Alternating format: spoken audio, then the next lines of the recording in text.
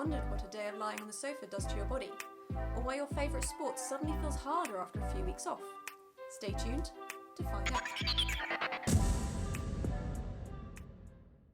Welcome back. Today we look at the opposite of what we looked at in the last two videos.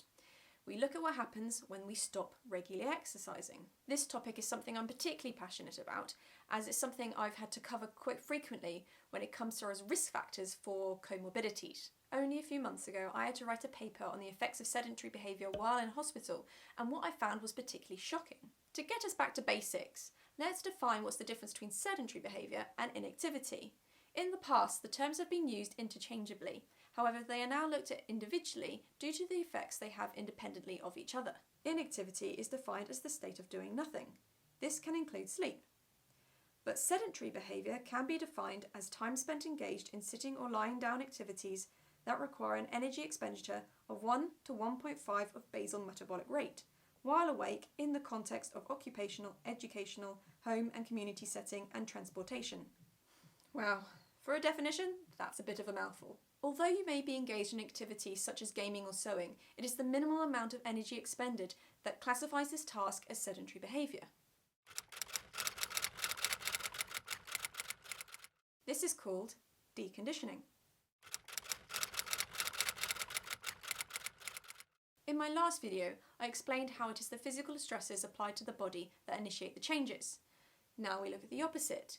When we don't have those physical stresses, the body starts to break down. Muscle and bone are expensive for the body to maintain. They require energy and resources and are in a sense a luxury for the body.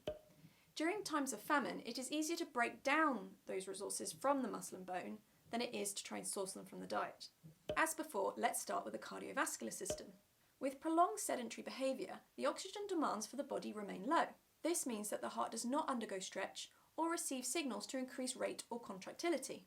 The heart has nothing to resist against, so it doesn't get any bigger or stronger.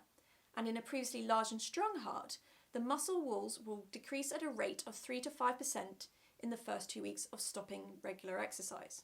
These effects are seen to have the greatest impact on initially fitter individuals that move to a sedentary behaviour lifestyle.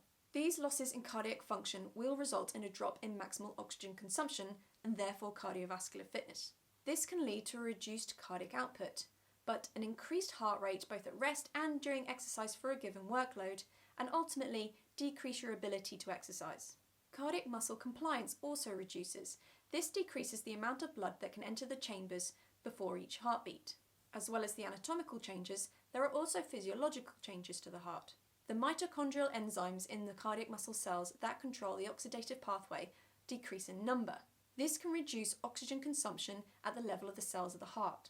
The same physiological response occurs in the respiratory muscles. They become smaller and weaker as they are no longer put under the stress caused by deep breathing. The surface area available for gas exchange at the lungs reduces functionally, but not anatomically. When we breathe normally, very little airflow reaches the top of our lungs, so blood flow to the top is reduced to prioritise area of high airflow. The most well-known changes to the body due to a sedentary lifestyle are to the muscles and bones. Muscles that are inactive and are not required to perform their normal baseline functions will decline over time. This is referred to as muscle weakness. If the muscles are not used for a prolonged period of time, the fibres are partially replaced by fat. The fibres that are left will be as strong as they were previously, but it's the number of them that will be reduced, and this reduces the ability for them to act in a coordinated fashion. This results in reduced overall strength and causes them to easily tire.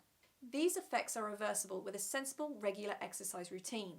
An exercise routine can also help delay the inevitable effects of aging on the muscles. With sedentary behaviour, muscles can also become stiffer and less flexible. A lack of stress on the bones will result in a reduced bone mineral density, otherwise known as osteoporosis. This is most commonly seen in postmenopausal women, as the hormones related to menstruation do have a protective effect. And finally, the metabolic changes. Prolonged sedentary behaviour results in whole body insulin resistance. Without exercise, the body loses its sensitivity. Within 9 days of large amounts of sedentary behaviour, there will be a significant decline in insulin action. It is thought that reduced muscle GLUT4 content and activity due to inactivity results in an impaired transport of total glucose into the cell.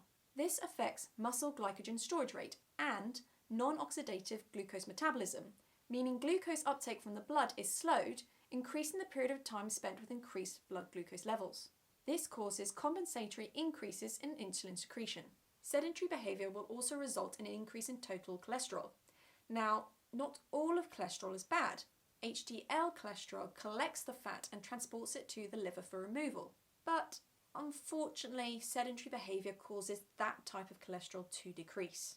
Instead, your total cholesterol is mostly made up of LDL cholesterol, and this is the type of cholesterol that deposits the fat molecules in the tissues, with a particular mention for the arteries, leading to atherosclerosis. So deconditioning not only leads to a decrease in your physical fitness, with notable mention of the cardiovascular, muscle strength and muscle endurance, it can also affect your medical fitness. It increases your risk of developing cardiovascular disease and type 2 diabetes. It has been seen that 2 days of bed rest can result in small amounts of decreases in your cardiovascular fitness, with maximal oxygen consumption decreasing by 0.3 to 0.4% a day. Now, these results are primarily seen in fitter individuals. The fitter you are, the faster the rate of deconditioning. But those individuals will return to the previous levels of fitness faster than those trying to achieve those levels of fitness in the first place.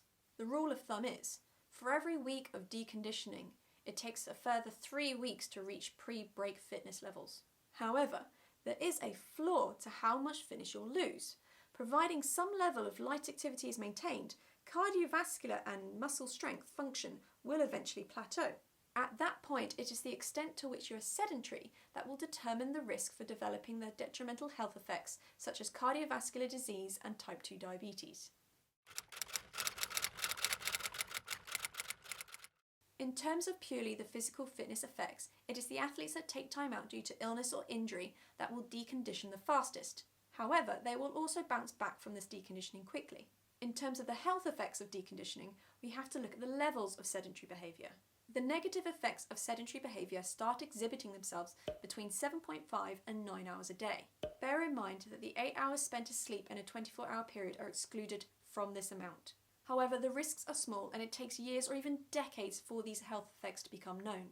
However, if you increase your sedentary behaviour to more than 9 hours, the effects on all-cause mortality increase exponentially. 12 hours of sedentary behaviour a day increases your all-cause mortality over 3 times in comparison to sedentary behaviour of 7 hours a day. More importantly, it is the length of each bout of time spent sedentary that is linked with high levels of cardiovascular disease. Those most at risk of these health detriments are those that don't participate in exercise, such as the elderly, some mental health conditions, those with malnutrition, and the hospitalised on enforced bed rest. Keep active. Even 1 hour of light physical activity a day can stave off the effects of deconditioning. If you're not keen on vigorous exercise, a walk that moderately raises your heart rate could be enough to reduce the cardiometabolic risk factors as well as maintain a baseline for cardiovascular fitness. And most importantly, avoid long bouts of sedentary behaviour. If you're at home or work or spend large parts of your day sitting down, get up, move, walk around for just a minute. We are beings made for moving. If you're new to exercise or want to try a new sport, clubs are very welcoming to new members. I personally always try and find a local club whenever I move to a new area, as they can help you get to know the area and also be a great support group while you're there. Whatever you're interested in, just give it a Google and have a go. Because the first step to getting fitter is just taking that first step. And that's it for today. Next time we'll be talking about the effects of fatigue in exercise. If you want to know when that next video drops, remember to like, subscribe and ding that bell if you want to be notified. You can find me on Instagram at Lexi_FitMed and please leave a comment down below if you have any questions. Thank you for watching. I've been Lexi and you've been watching FitMed.